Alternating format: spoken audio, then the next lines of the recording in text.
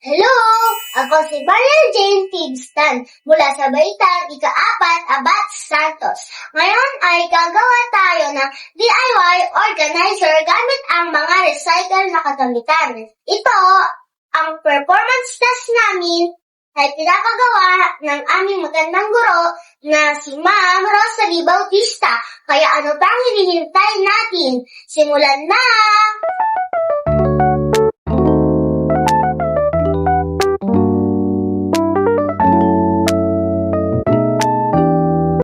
Step 1. Ihanda ang mga kagamitan. Scratch paper, glue o pangdikit, pangkulay o pintura, gunting o panggupit, cardboard, lapis o anumang bagay na pwede pang rolyo. Step 2. Kumuha tayo ng mga paper rolls. Ilagay ang rolyo sa ibabaw ng papel at i-roll natin.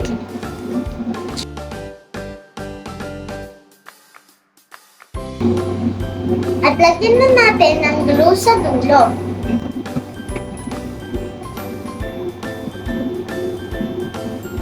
Tapos na, nakagawa na tayo ng isa. Tada! Natapos na natin mag-rolyo. Ngayon ay magdidikit na tayo at maggugunting. Step 3. Simulan na natin ang pagdidikit.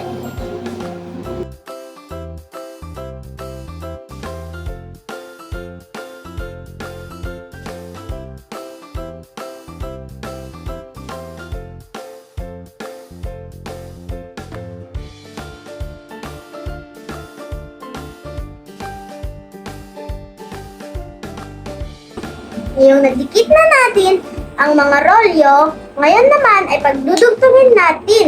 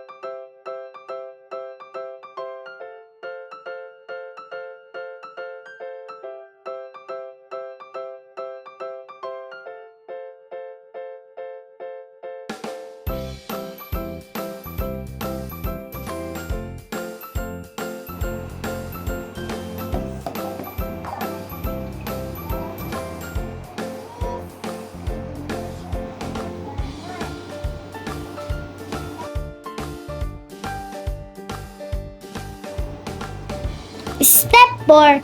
Kulayan na natin.